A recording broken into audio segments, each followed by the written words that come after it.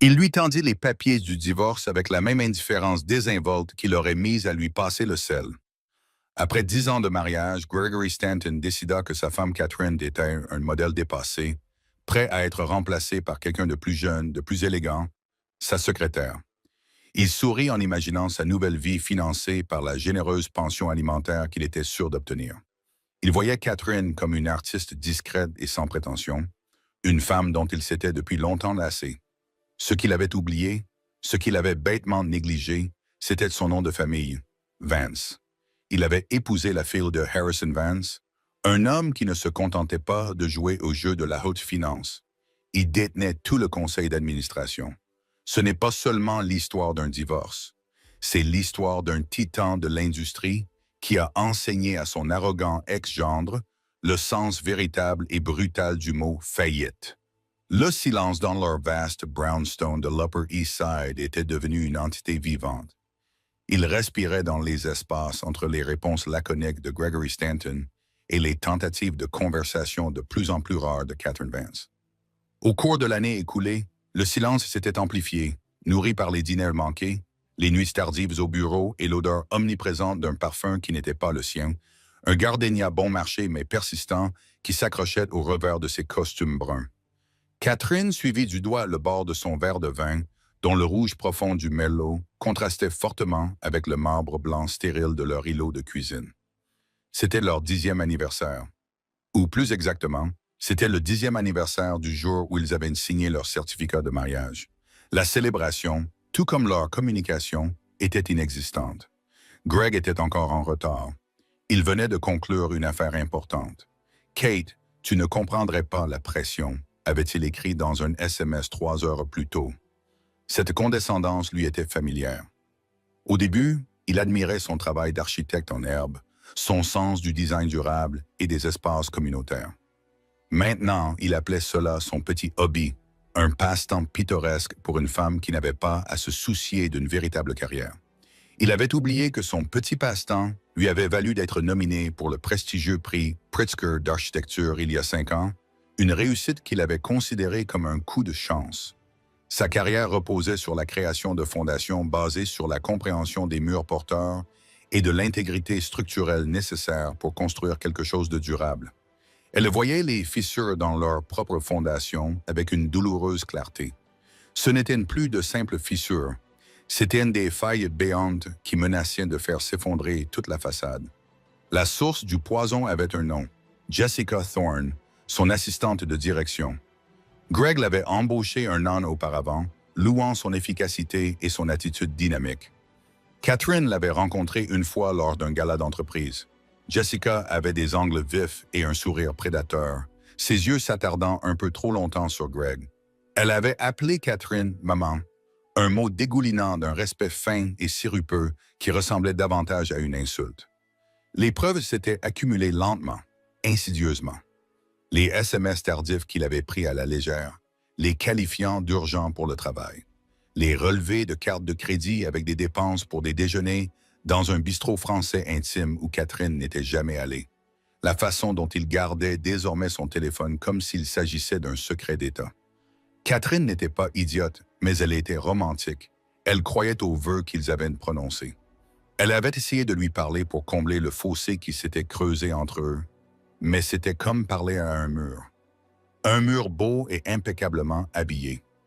À 22h47, la porte d'entrée s'ouvrit enfin. Greg entra en tirant sur sa cravate en soie, le visage rouge d'une énergie triomphante qui n'avait rien à voir avec le travail. Le parfum Gardenia était plus fort que jamais. « On a réussi !» annonça-t-il en jetant sa maillette sur un fauteuil en cuir. « On a décroché le contrat Oak Haven Development. » « Ça y est, Kate, c'est le gros coup. Stanton Innovative Design passe au niveau supérieur. » Il ne mentionna pas leur anniversaire. Il ne lui demanda pas où elle était allée ni comment s'était passée sa journée. Il se dirigea directement vers le bar et se servit une généreuse dose de Macallan 25. La voix de Catherine était calme, presque un murmure dans l'immensité de la pièce. « Félicitations, Greg. » Il but une longue gorgée de scotch avant de se tourner vers elle. « Cela change tout. Fini les petits projets. Nous sommes désormais dans la cour des grands. » Elle leva enfin les yeux de son verre de vin, le cœur lourd et froid comme une pierre dans sa poitrine. Est-ce que cela nous change, Greg? Il se retourna et, pour la première fois, elle vit que l'agacement dans ses yeux n'était pas dissimulé. Il était brut et impatient. Qu'est-ce que cela signifie? Je suis en train de bâtir un empire pour nous et tu me poses des questions énigmatiques. Je te demande si tu es heureux, dit-elle, sa voix gagnant un peu de force. Si nous sommes heureux, dit-il dans un petit rire amer. Le bonheur est un luxe, Kate. Le succès est une nécessité. Je pensais que toi, plus que quiconque, tu comprendrais cela. Ton père le comprend certainement. La mention de son père, Harrison Vance, était une pique délibérée. Greg avait toujours eu une relation compliquée avec l'immense richesse et le pouvoir de son beau-père. Il était à la fois désespéré d'obtenir son approbation et rancunier de son ombre. Harrison Vance était un magnat des affaires, président de Vance Global Holdings, un conglomérat présent dans tous les domaines, de la logistique à la biotechnologie. Son nom faisait trembler les marchés. Pour Greg, Harrison était la référence ultime en matière de réussite, une référence qu'il était pathologiquement déterminé à atteindre selon ses propres conditions. « Mon père n'a rien à voir avec ça », dit Catherine d'un ton ferme. « Il s'agit de toi et moi. Il s'agit de ton assistante. » Le nom flottait dans l'air entre eux, tacite mais assourdissant. Le visage de Greg se durcit, son masque affable s'effritant pour révéler l'ambition froide et dure qui se cachait derrière. Il posa son verre avec un clic sec. « Tu as raison, dit-il d'une voix dépourvue de toute chaleur. Il s'agit de toi et moi, et c'est fini. » Ces mots la frappèrent avec la force d'un coup physique. Elle sentit l'air quitter ses poumons. « Quoi? C'est fini, Catherine ?» répéta-t-il en se dirigeant vers le grand escalier, déjà prêt mentalement à passer à autre chose. « Je veux divorcer. J'avais l'intention de te le dire, mais j'attendais que l'affaire Oak Haven soit conclue. Ça simplifie les choses. Ça simplifie les choses. 10 ans de vie, d'amour et de rêves partagés réduits à une question de timing opportun. Tu me quittes pour elle. » La question était un murmure étouffé. Greg s'arrêta, la main posée sur la rampe. Il n'eut même pas la décence de nier. « Jessica me comprend. Elle comprend mon ambition. Elle ne se contente pas de rester en retrait et de dessiner des bâtiments pour des associations à but non lucratif. Elle veut être sur le terrain. » Il regarda Catherine, l'air compatissant.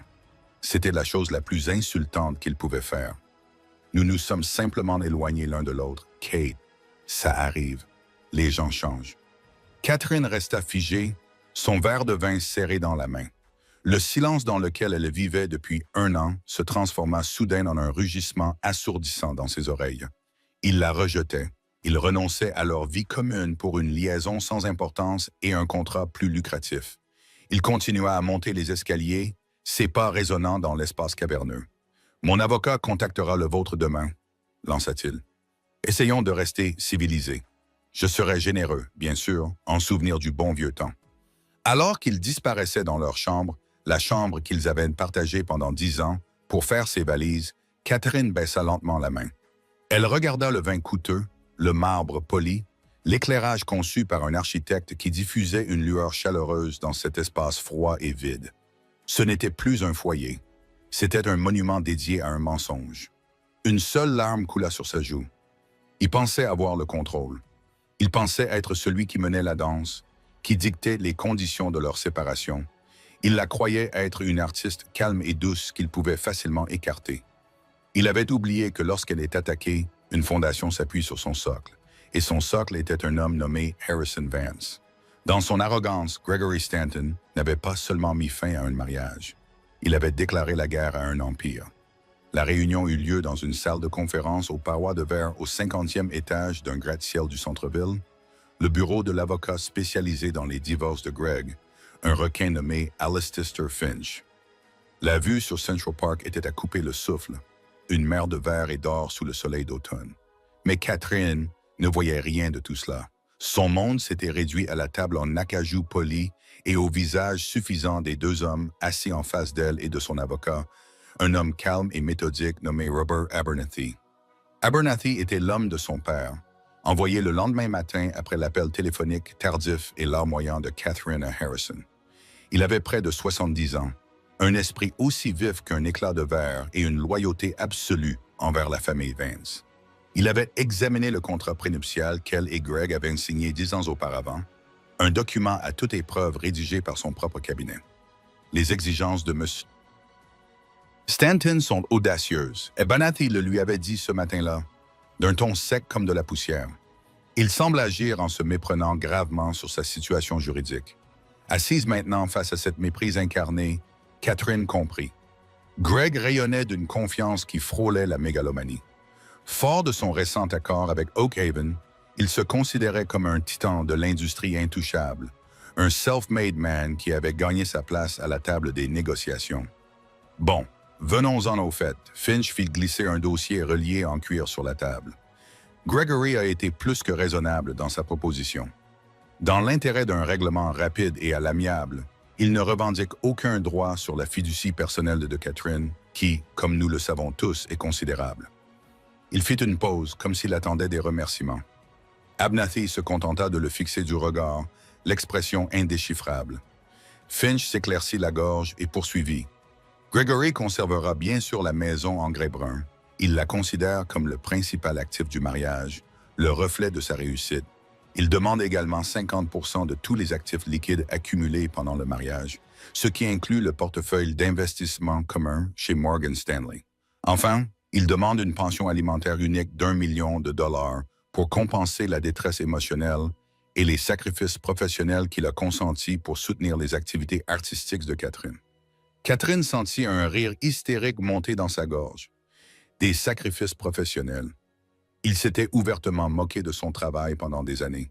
Il voulait la maison qu'elle avait personnellement redessinée et rénovée.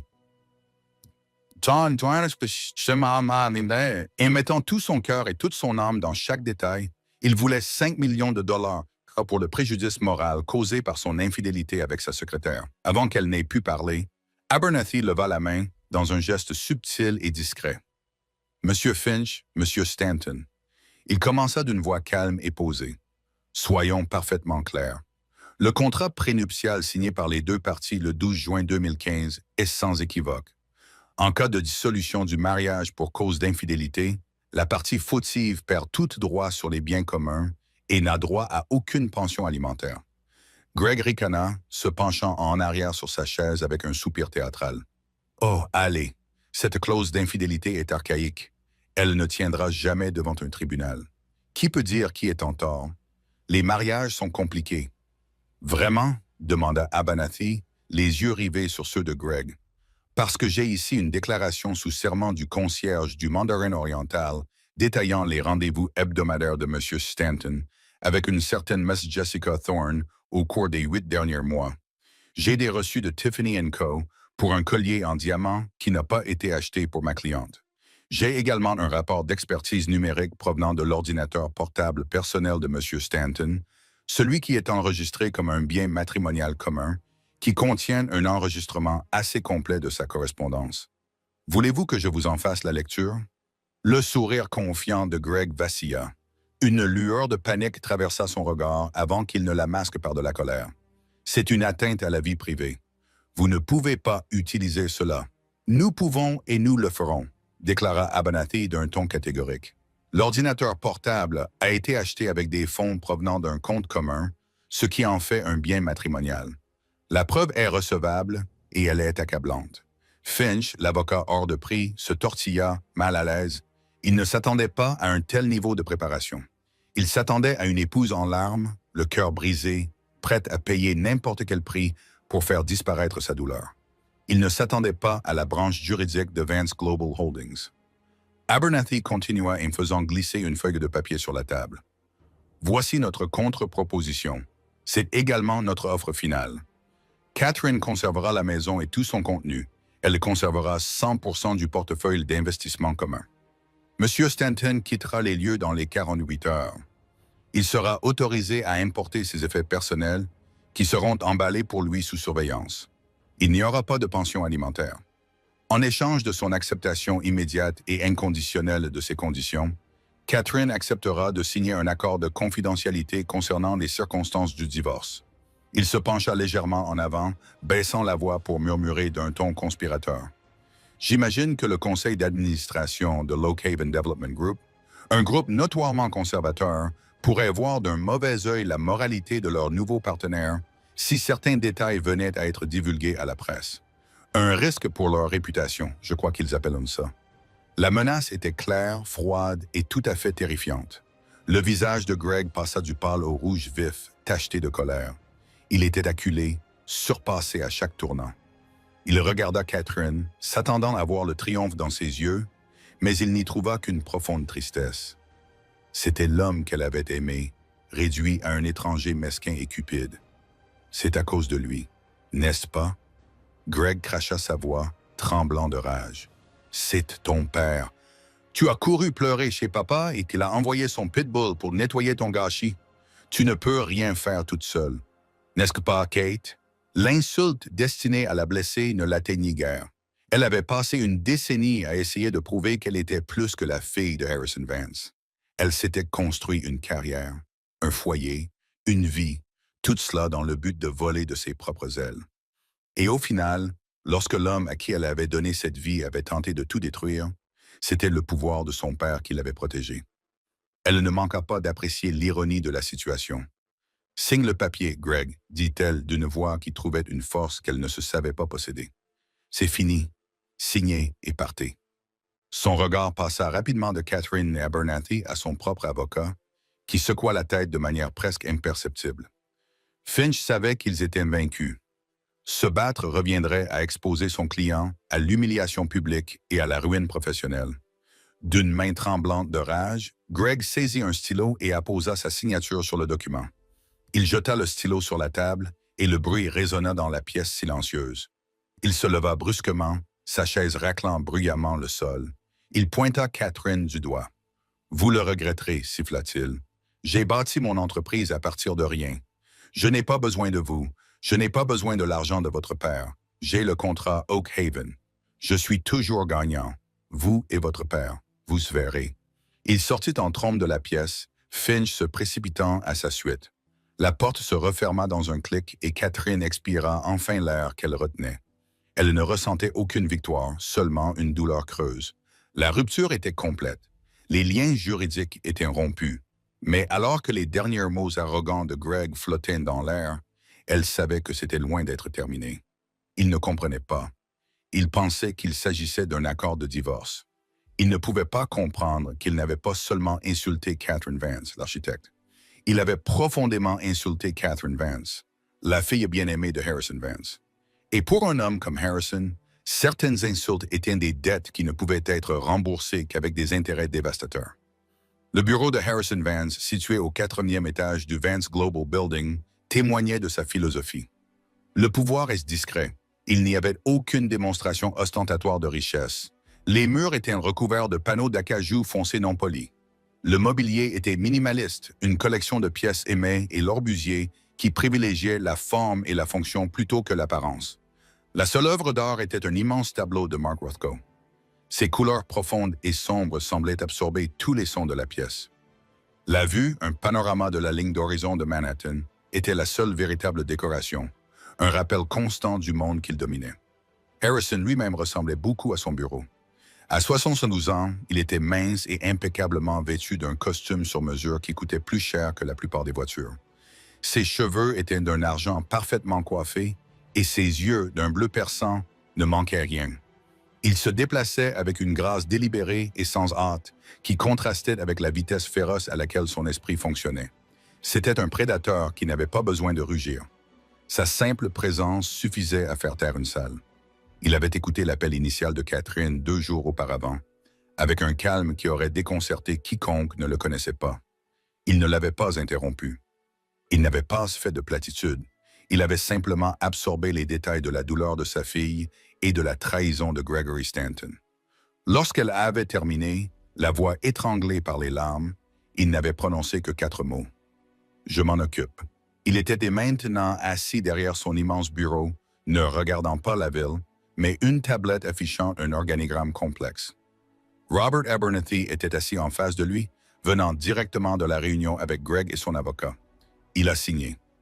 Abernathy a rendu son rapport d'une voix neutre. Il était agressif, mais il a signé. Il quittera l'immeuble d'ici vendredi. Harrison acquiesça lentement, le regard toujours fixé sur la tablette, ses derniers mots. Arrogant. Il croit que l'accord avec Oak Haven le rend invincible.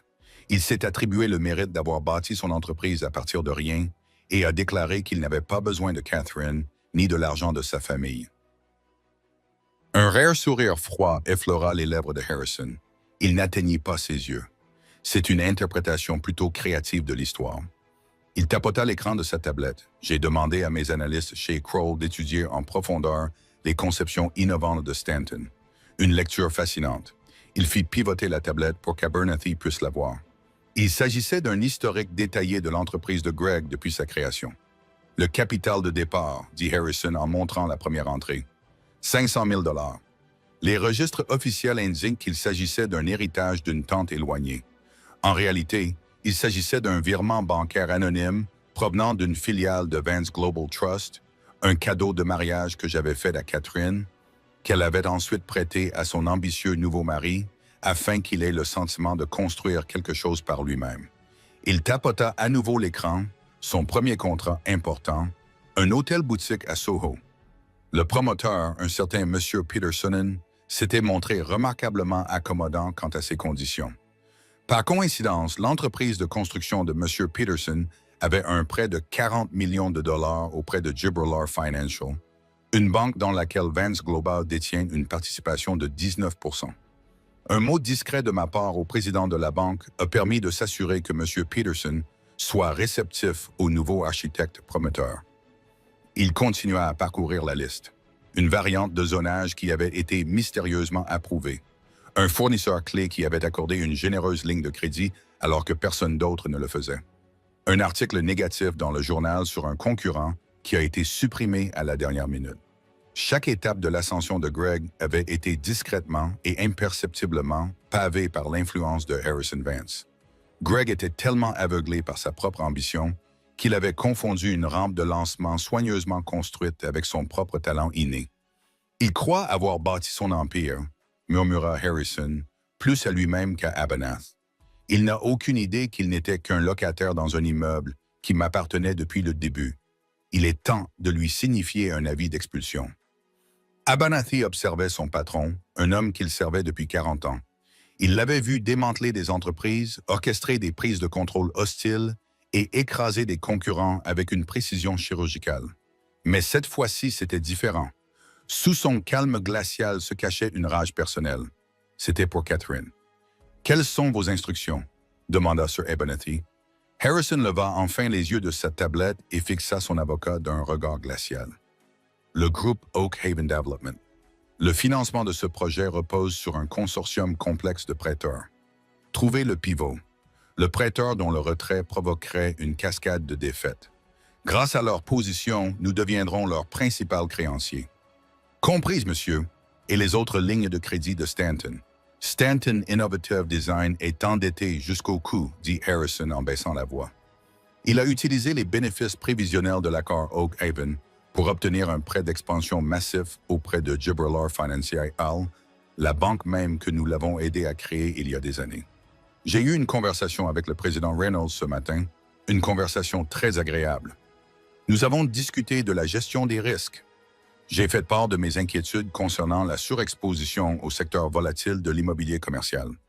Gibraltar va exiger le remboursement de son prêt en invoquant une clause de changement défavorable important.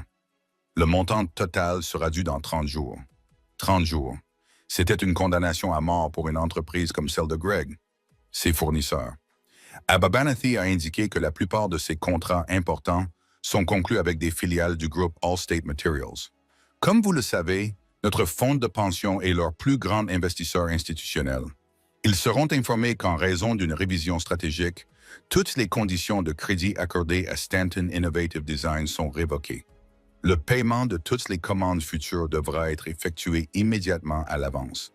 La stratégie était d'une élégance brutale. Ce n'était pas une attaque frontale. C'était un étranglement systémique. Harrison n'allait pas se contenter de mettre Greg à terre. Il allait démanteler pièce par pièce tout l'écosystème qui le soutenait, jusqu'à ce qu'il ne reste plus rien. « Et qu'en est-il de Mademoiselle Thorne » demanda Hay. Harrison fit un geste de la main pour signifier son désintérêt. La secrétaire, elle est un symptôme, pas la maladie. Elle est attirée par le pouvoir et l'argent. Quand ceux-ci auront disparu, elle s'évanouira comme la brume matinale. Elle n'est pas digne de mon attention. Il se concentrait uniquement sur Greg. L'arrogance du garçon est son défaut fatal. Il a volé trop près du soleil, croyant avoir construit ses propres ailes. Il est sur le point de découvrir qu'elles étaient faites de plumes empruntées. Et je rappelle le prêt. Il se leva et se dirigea vers la grande fenêtre, croisant les mains derrière le dos, tandis qu'il regardait la ville en contrebas. Il ne la voyait pas comme un ensemble de bâtiments et de personnes, mais comme un réseau complexe de pouvoir, d'influence et de dettes. Un système qu'il savait manipuler mieux que quiconque. Il a fait du mal à ma fille. Robert Harrison, dit-il d'une voix grave et menaçante. Il a pris son amour et sa loyauté et les a traités comme des biens jetables. Il pensait que le nom de ma famille était un outil à son service. Il est sur le point d'apprendre qu'il peut aussi être une arme d'un poids inimaginable. Quelque part en bas, dans cette jungle de béton, Gregory Stanton était probablement en train de célébrer sa liberté et son avenir radieux avec sa maîtresse. Il ignorait totalement qu'un prédateur silencieux et patient, perché au-dessus de la ville, venait de le désigner comme sa proie. La chasse avait commencé. Le premier tremblement survint un mardi. Greg était en réunion avec son équipe de conception senior, planifiant les phases initiales du projet Oak Haven. Il était au sommet du monde. Le divorce n'était qu'un désagrément mineur, une note de base de page dans son ascension fulgurante. Il avait Jessica à ses côtés. Il l'avait même promue directrice des opérations, un titre qui s'accompagnait d'un bureau d'angle et d'un salaire astronomique. Il se sentait libéré, puissant et invincible. C'est alors que son téléphone a vibré. C'était son directeur financier, un homme perpétuellement nerveux nommé David Chen.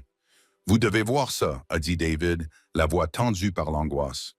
Greg s'est alors excusé et s'est précipité vers le bureau de David. Sur l'écran, il y avait un email du groupe Oak Haven Development.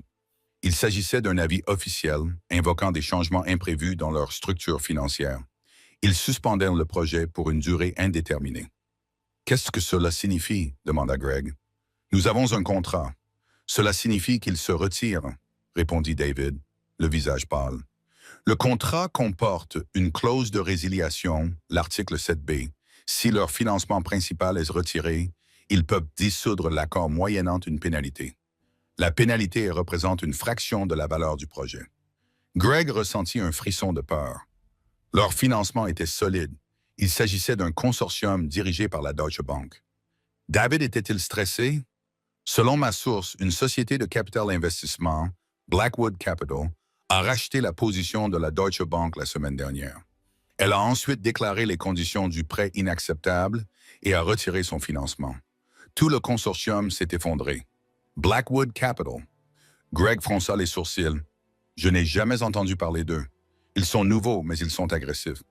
La rumeur dit qu'ils servent de façade à un acteur beaucoup plus important, un acteur plus important. Ces mots résonnèrent de manière inquiétante dans l'esprit de Greg.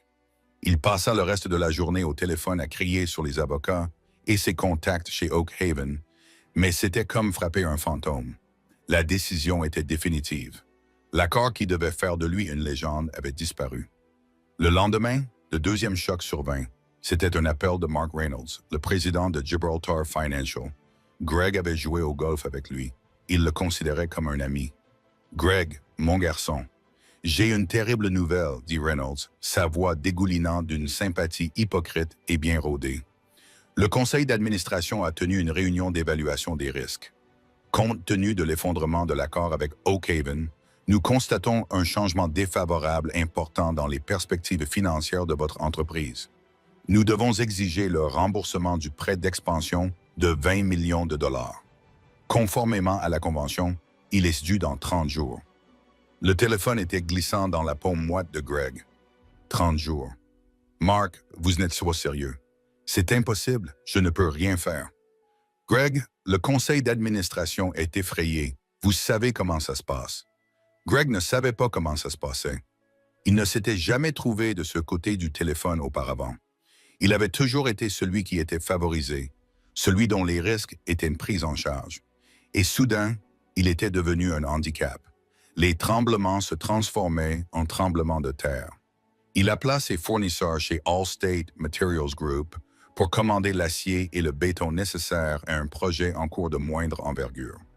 Le directeur des achats, un homme qu'il avait courtisé pendant des années, se montra soudainement froid et formel. « Je suis désolé, Monsieur Stanton. Notre politique d'entreprise a changé. Toutes les commandes futures de votre entreprise devront être payées à 100% à l'avance par virement bancaire avant que nous puissions les traiter. À l'avance. Nous avons une ligne de crédit de 60 jours net avec vous. » Greg rugit. « Cette ligne de crédit est suspendue avec effet immédiat. Je suis désolé, c'est une décision de la direction. » Une panique froide et aiguë commença à serrer la gorge de Greg. Ce n'était pas de la malchance. Ce n'était pas un ralentissement du marché. C'était une attaque coordonnée. Un à un, les piliers qui soutenaient son entreprise lui étaient retirés. L'accord avec Oak Haven, le financement de sa chaîne d'approvisionnement par sa banque, tout avait disparu en 48 heures. Il se retira dans son bureau, le grand espace qu'il avait conçu comme un monument à son propre succès. Il lui semblait désormais être un tombeau. Jessica entra avec son assurance habituelle, remplacée par une énergie nerveuse. « Greg, que se passe-t-il? » demanda-t-elle d'une voix aiguë. « Ma nouvelle société Amex vient d'être refusée. Les comptes de la société sont gelés. C'est un problème temporaire de trésorerie, » répondit-il sèchement en passant ses mains dans ses cheveux. « Je m'en occupe. » Mais il ne s'en occupait pas. Il était en train de se noyer. Il passa la semaine suivante à appeler frénétiquement toutes les institutions financières et tous les investisseurs privés qu'il connaissait pour essayer d'obtenir un prêt relais afin de rembourser Gibraltar. La réponse était toujours la même, un refus poli mais ferme. C'était comme si un mémo avait été diffusé à Wall Street. Gregory Stanton est un poison. Son réseau d'amis et de contacts soigneusement constitué s'est évaporé. Ses appels restaient sans réponse. Ses invitations à déjeuner étaient poliment déclinées. Les hommes qu'il avait félicité et qualifiés de génie une semaine auparavant l'ignoraient désormais lors des événements professionnels. Le soutien de Jessica commença à se transformer en ressentiment.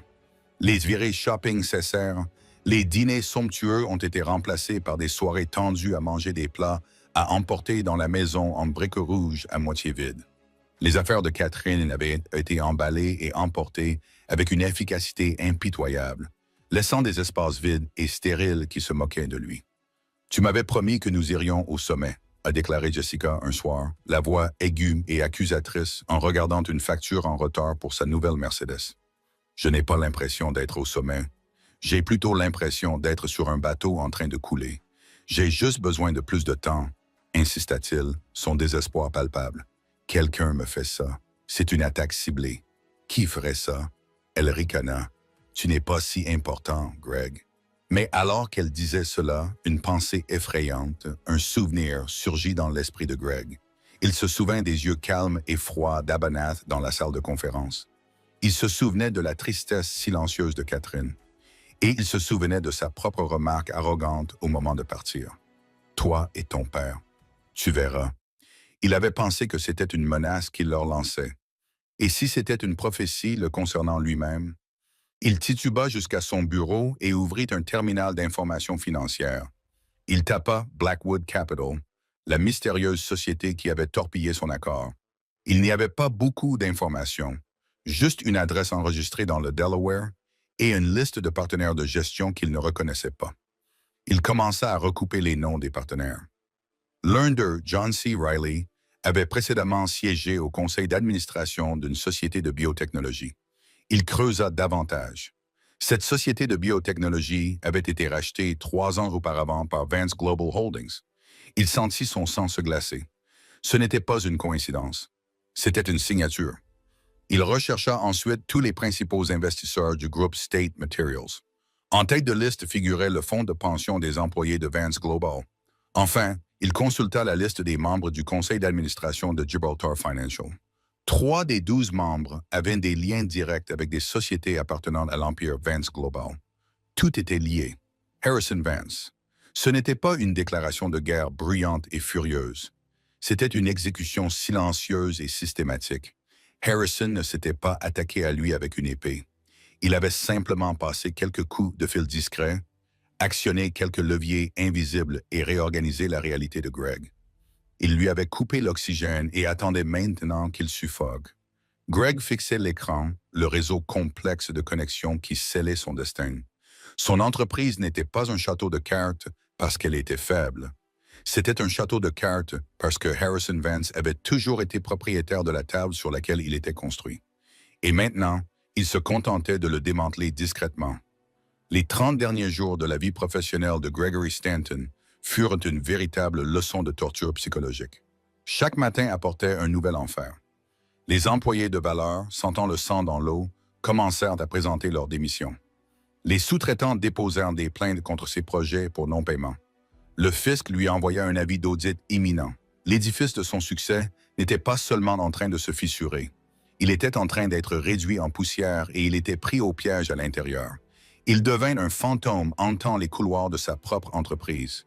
Il cessa de dormir, alimenté par un cocktail toxique de caféine et de terreur.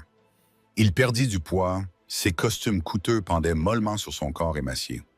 L'homme charismatique et confiant, qui avait charmé ses clients et séduit sa secrétaire, avait disparu remplacé par une épave paranoïaque aux yeux creux. Comme on pouvait s'y attendre, Jessica fut la première à quitter le navire en perdition. Elle fit ses valises un après-midi, alors qu'il tentait désespérément de renégocier les conditions avec un fournisseur de béton furieux. Il revint à son bureau et le trouva vide, à l'exception d'une seule feuille de papier sur le bureau. C'était sa démission. Pas d'adieu, pas d'explication. Elle venait de disparaître, un fantôme de plus dans son monde qui s'effondrait rapidement.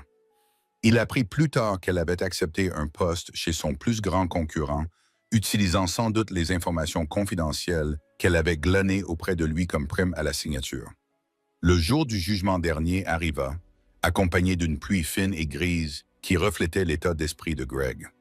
C'était la date limite pour le remboursement du prêt financier de Gibraltar. Il était assis dans son bureau, fixant un solde bancaire inférieur à son hypothèque mensuelle, lorsque son assistant, le seul qu'il pouvait se permettre, lui annonça qu'un certain M. Abernathy était là pour le voir. Le cœur de Greg se mit à battre à tout rompre. Il ressentit une vague de rage pure et impuissante. Il redressa sa cravate, lissa ses cheveux et se dirigea vers la réception, déterminé à affronter son bourreau avec un semblant de dignité. Robert Abernathy se tenait près de la fenêtre, regardant la ville balayée par la pluie. Il était toujours aussi calme et imperturbable que lors de la réunion de divorce. Il se retourna lorsque Greg s'approcha, le visage impassible. « Monsieur Stanton, » dit-il d'une voix polie, « merci de me recevoir. »« Que voulez-vous » grogna Greg. « Êtes-vous venu danser sur ma tombe ?»« Pas du tout » répondit Abernathy d'un ton suave. « Je suis ici au nom d'un client qui a récemment racheté votre dette à Gibraltar Financial.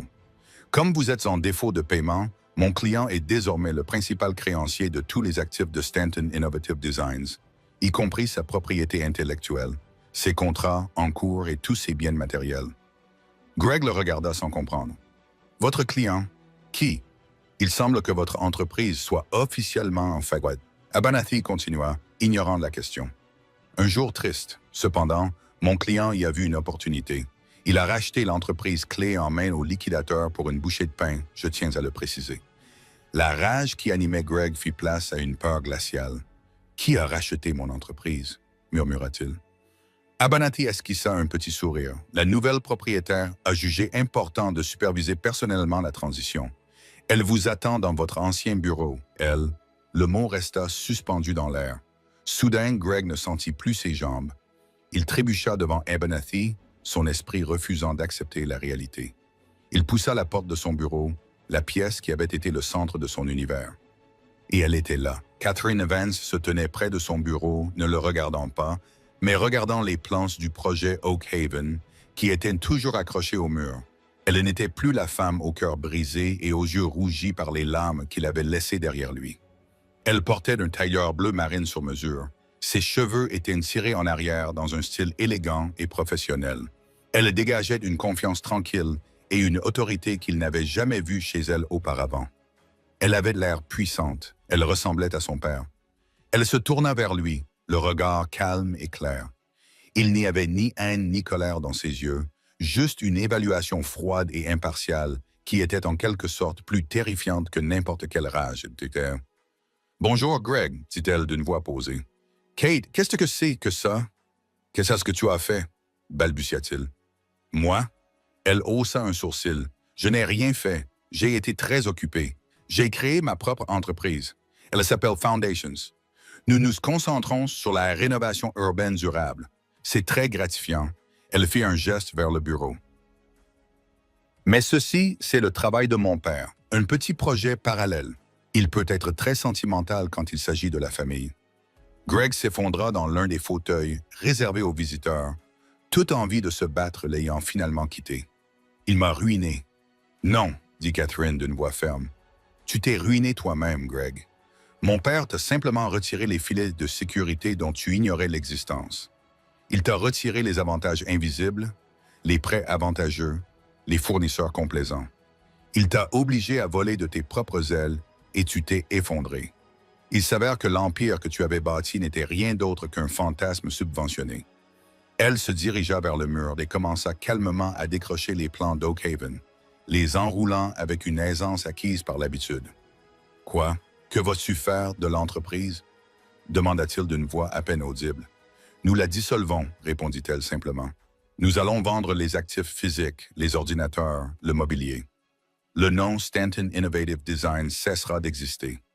Ces contrats seront repris par d'autres entreprises plus stables. Ce sera comme s'ils n'avaient jamais existé. C'était l'effaceur ultime. Pas seulement la faillite, mais l'anéantissement complet et total.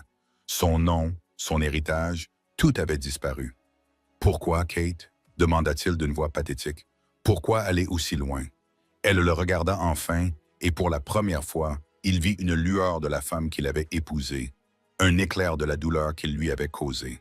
« Tu m'as demandé une fois ce que valait mon petit passe-temps, » dit-elle d'une voix dangereusement calme. « Tu as rejeté mon travail, ma passion, mon identité même, comme quelque chose de pittoresque et sans importance. Tu as construit tout ton monde sur l'idée que tu étais le succès et que j'étais l'accessoire. » Elle fit une pause, laissant ses mots faire leur effet. « Mon père a fait cela parce que tu as fait du mal à sa fille. Mais je suis ici, Greg, pour te montrer le résultat, pour te faire comprendre. C'est ma revanche. Voilà ce qui arrive quand on confond gentillesse et faiblesse. Voilà ce qui arrive quand on essaie de détruire une femme qui sait construire des choses qui durent. » Elle glissa les plans roulés sous son bras et se dirigea vers la porte, s'arrêtant à côté de sa chaise. « Amnati vous raccompagnera, dit-elle, sans méchanceté, mais avec une finalité absolue. Les agents de sécurité ont une boîte contenant vos effets personnels sur le bureau. Au revoir, Greg. » Sur ces mots, elle disparut. Greg resta assis là, brisé, dans les ruines de sa vie, écoutant le bruit des talons de Catherine Vance qui résonnaient dans le couloir. Le bruit de ses pas s'éloignant, non seulement de lui, mais aussi vers son propre avenir. Un avenir qu'elle construisait désormais sur les cendres du sien. Le jugement était complet. Alors que le monde de Gregory Stanton s'effondrait, Catherine Vance en construisait méticuleusement un nouveau. Les premières semaines après le divorce furent floues, marquées par le chagrin et la désorientation. Elle errait dans les pièces vides de la maison en grès brun. Chaque espace était un dépôt de souvenirs désormais entaché par la trahison. Pendant une décennie, son identité avait été intimement liée à celle de son mari. Elle était la femme de Greg. À présent, dans ce silence pesant, elle était contrainte de se poser une question qu'elle avait longtemps ignorée. Qui était Catherine Vance? Son amie Olivia était son roc, lui apportant du vin à emporter et refusant de la laisser se morfondre. « C'était un idiot, Kate », lui avait dit Olivia un soir, alors qu'elles étaient assises par terre dans le vaste salon. Il avait vu un magnifique vase artisanal et s'était plaint qu'il ne s'agissait pas d'un mégaphone. Tant pis pour lui. C'est Olivia qui l'avait poussé à se remettre au travail. Cette nomination au prix Pritzker n'était pas un hasard. Elle avait insisté. « Tu as un don. Utilise-le. Construis quelque chose pour toi-même. » Littéralement. L'idée avait fait son chemin. Pendant des années, elle avait sublimé ses propres ambitions pour soutenir celles de Greg. Ses projets étaient toujours plus grands, plus spectaculaires, plus importants. Son intérêt pour les matériaux écologiques, les espaces communautaires et les logements abordables et esthétiques était une passion discrète qu'il tolérait plutôt qu'il n'appréciait. Désormais, plus rien ne la retenait. Elle transforma une aile inutilisée de la maison en studio de design, troquant les meubles coûteux contre des tables à dessin et des murs en liège. Elle baptisa sa nouvelle entreprise Foundations Architecture, Un nom qui était à la fois une déclaration professionnelle et une devise personnelle. Elle construirait des choses solides, honnêtes et conçues pour durer. Sa première décision fut d'appeler son père, non pas pour lui demander de l'argent, mais pour lui demander conseil. « Je crée ma propre entreprise », lui dit-elle d'une voix calme et déterminée. Harrison Vance resta silencieux un instant à l'autre bout du fil. Lorsqu'il prit la parole, sa voix trahissait une profonde fierté. « Bien, de quoi as-tu besoin? »« De rien, » répondit-elle rapidement. « Je ne veux pas d'aide financière, papa. Je dois le faire moi-même, mais j'aimerais présenter une offre pour le projet de réaménagement des anciens Docklands, celui que le conseil municipal tente de mettre en œuvre depuis des années. C'était un projet notoirement difficile, enlisé dans la bureaucratie et l'opposition de la communauté. La plupart des grandes entreprises ne voulaient pas s'y attaquer. C'était exactement le genre de défi que Catherine recherchait.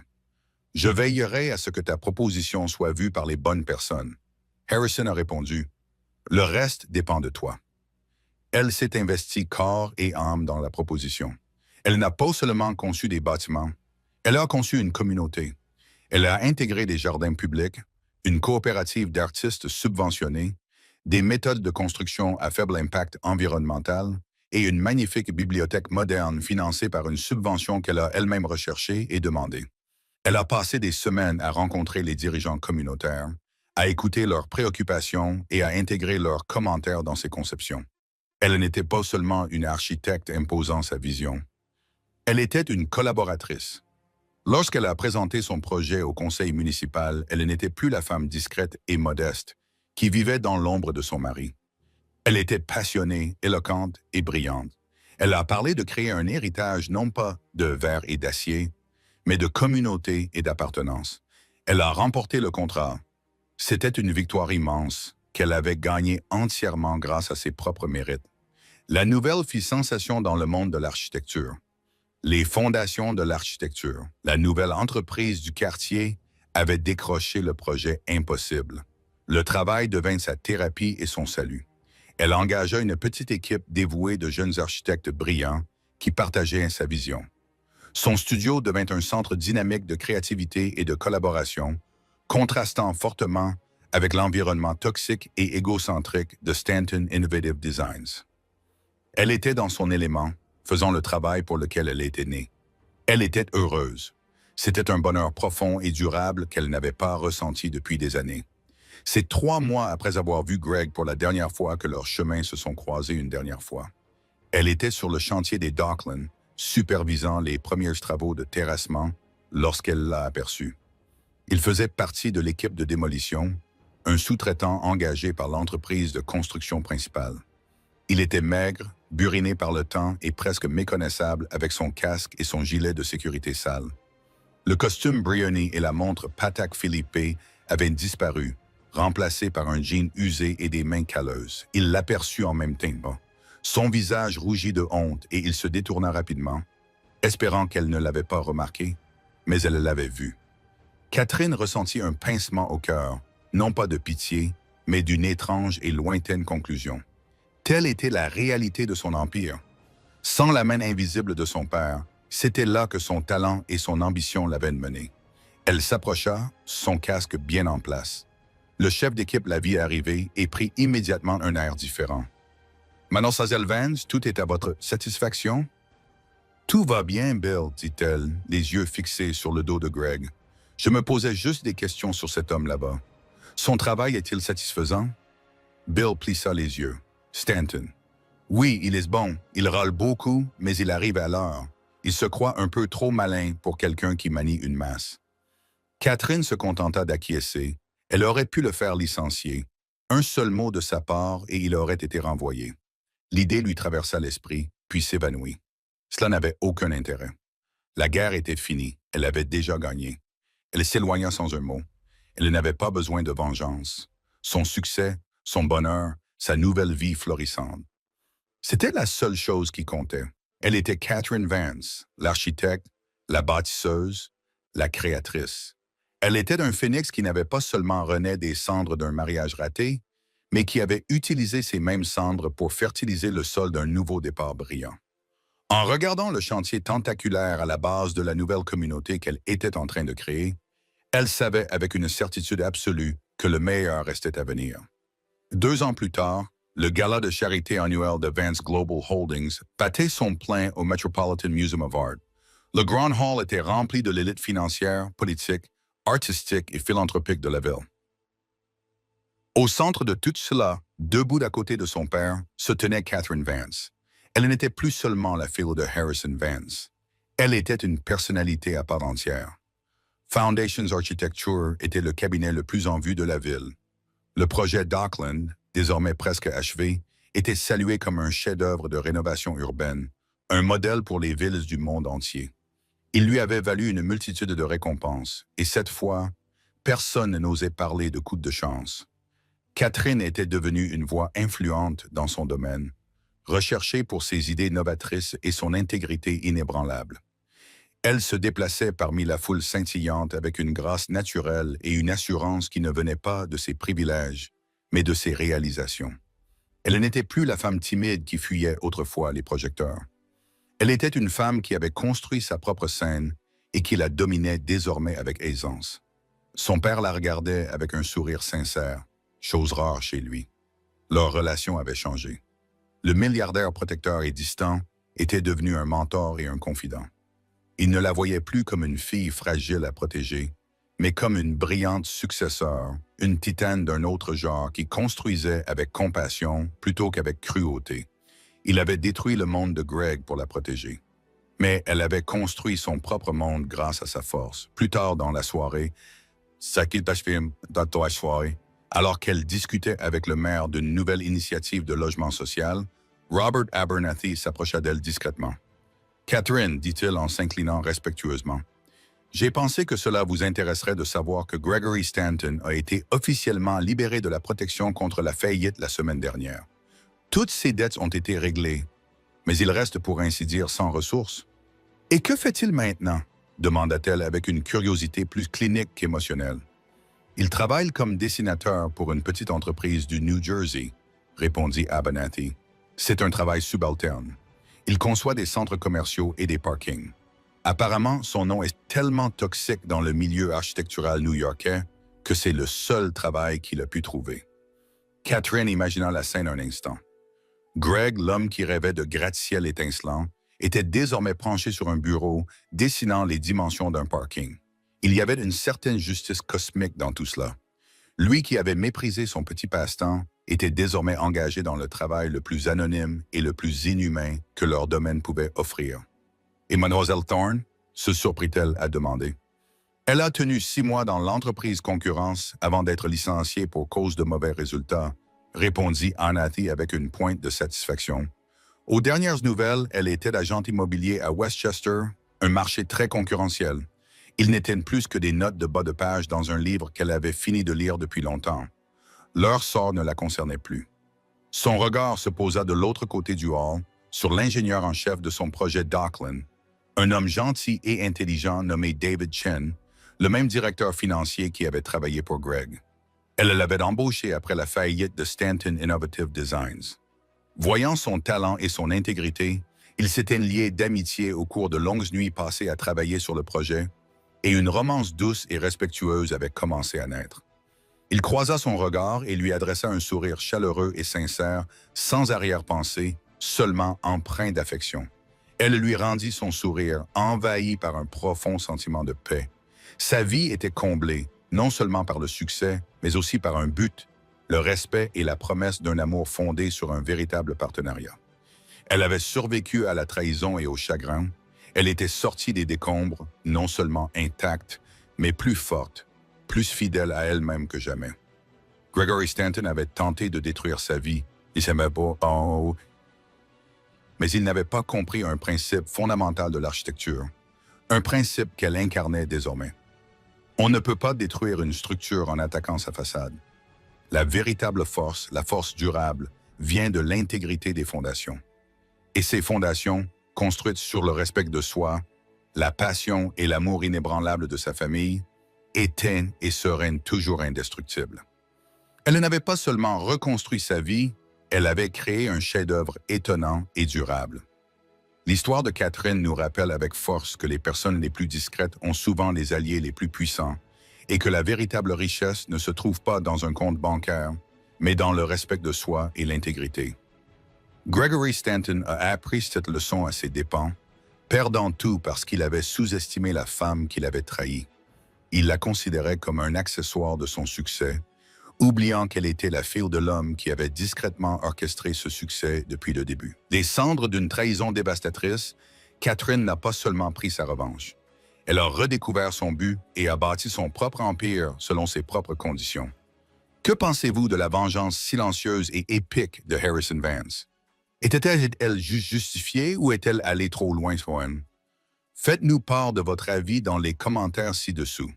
Si cette histoire de justice et d'émancipation vous a ému, n'oubliez pas de cliquer sur le bouton « J'aime », de partager cette vidéo avec quelqu'un qui a besoin de la voir et de vous abonner à notre chaîne pour découvrir d'autres récits inoubliables sur le karma et ses conséquences.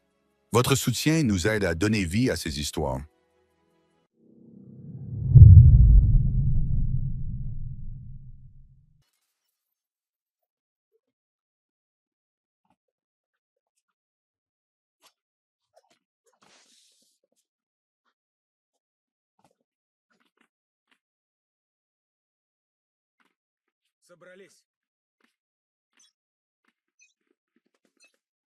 Bon, on retente le A, la team.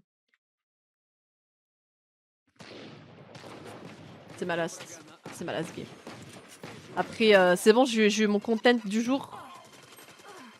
J'ai eu mon content du jour, c'est bon la team. Je peux m'arrêter. Je peux m'arrêter le stream. Je peux arrêter le stream, c'est bon.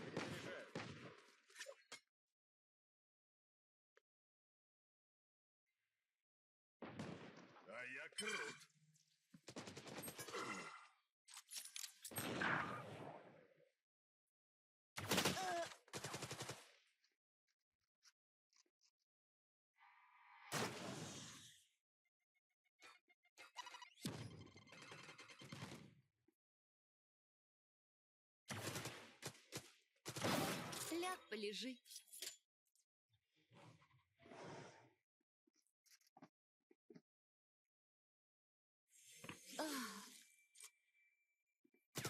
Остался один игрок. Барьер установлен. Ah, je pensais pas qu'elle pouvait passer, my bad.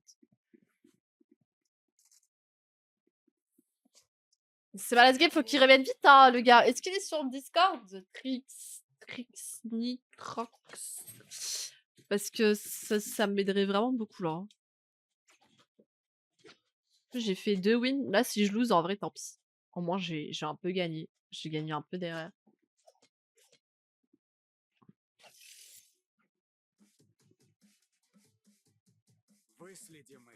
AFK. Ah, je savais pas qu'il y avait un truc comme ça.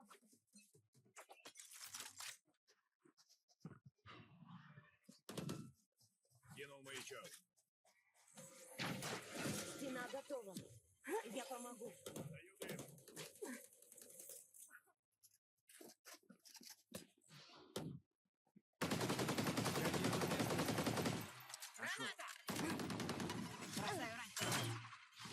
One shot, ja. Garden. Достойный противник.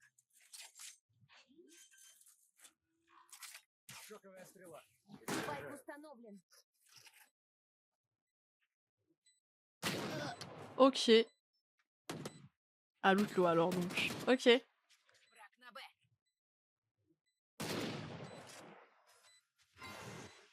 Остался один враг. Остался один Ah, il игрок. pique. Ah, il pique. Donc, je laisse. Ouais, pourquoi la raise est... Moi, j'ai pique, bon, d'accord. Mais pourquoi la raise est pique, là? Oh! Du coup, ma chaise, je la reçois le 26. En fait, on a décidé avec Lulu parce que sa chaise, elle s'est cassée aussi. Du coup, moi, je voulais une chaise en gris et Razer, il pouvait m'envoyer que en noir. Du coup, la chaise Razer en noir, je donne à mon coloc. Et la chaise en gris, que lui, il a commandé, qui est moins chère, qui est un autre modèle un peu moins cher, et bah, il me la donne à moi. Voilà. Du coup, ça va être un unboxing d'une autre chaise, du coup. De la chaise... d'une autre chaise, quoi. Bref, vous avez capté. Merci pour le follow, Gabriel. Comment tu vas?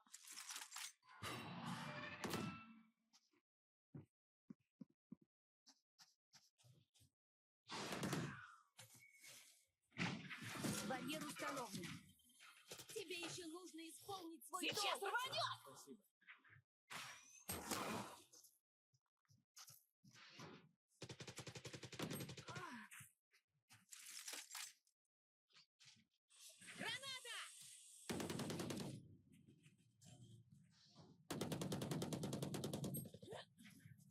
Остался один игрок. погиб. Спайк на Б. Спайк у меня. À gauche. Oui, oui. Oui, oui. Pierre. Oui. Oh, je vais s'en va. Gaillard de fois. Брейнсторм. А мне точно нельзя врубить. Ah, bon, c'est pas grave. Quand tu vas, Gabriel. Coucou Flix. Coucou Flix, comment tu vas, Flix? Ah, je suis le sauvage, je pète un câble en vrai. Ah, je suis le sauvage, je fais un Alt F4. Hein. Ah, c'est quoi le plan là? C'est quoi le plan? On devrait tous aller longue. Hein. On devrait tous aller longue, je pense, parce que le. Смотрите, Là, on fait que de mourir. Là. барьер установлен. Rise.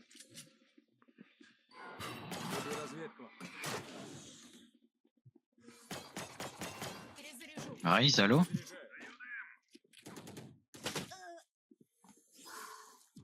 Go, va, go.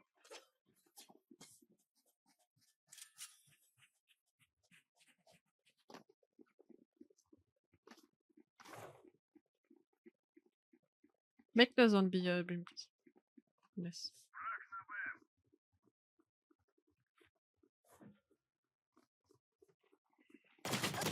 One second. Спайк на А. Non, non, non, hier. Non, non, non, non, là, là, là, là, là, là, là, là, là, là.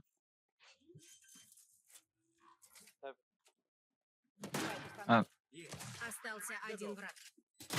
Nice. Oh, je suis la seule qui est morte dans tout ça là. Je suis la seule qui est morte. Aïkourou. Oh, t'as changé ton pseudo, t'es en rouge. T'arrives à ma last game, ma petite Aïkourou. Не забывайте. J'ai du bon montage à faire là. Là, j'ai mon content. J'ai mon content d'aujourd'hui là. Coucou, Light. Inconnu, pourquoi? J'ai dit coucou, juste que t'es en rouge. J'ai fait oh, t'es en rouge. Comment ça, inconnu? Comment ça, inconnu? Coucou, Light Nessali, comment tu vas?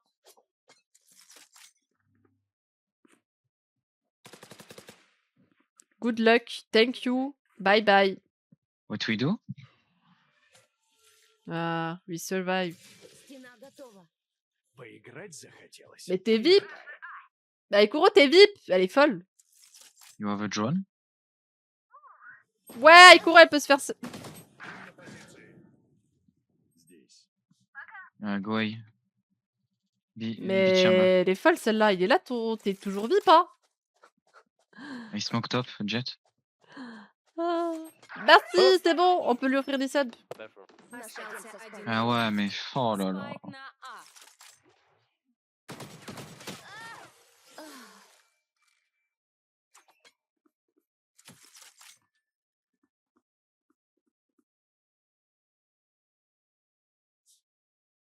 Ouais, les piques, frère.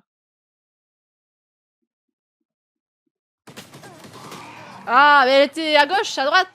Can we go B, please? Si, il y a Everyone? toujours, moi je le vois.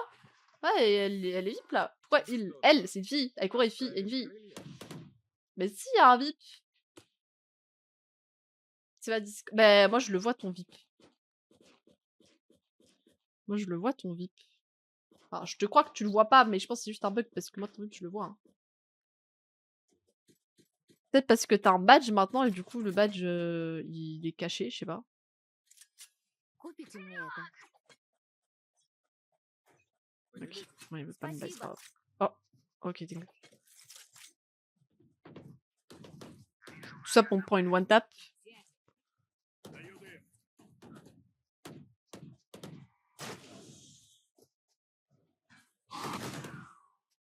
Piqué là les duelistes. I smoke Oka.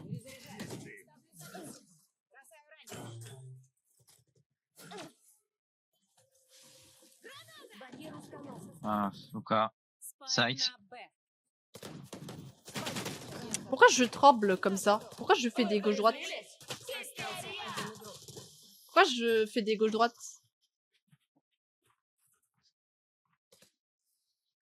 Я прикрою вас. Je fais des gauche-droite.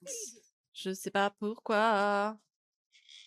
Ouais. Pour que je fasse une main-tape. Non, tout ça pour que je me prenne 4 balles. Go split with Sova.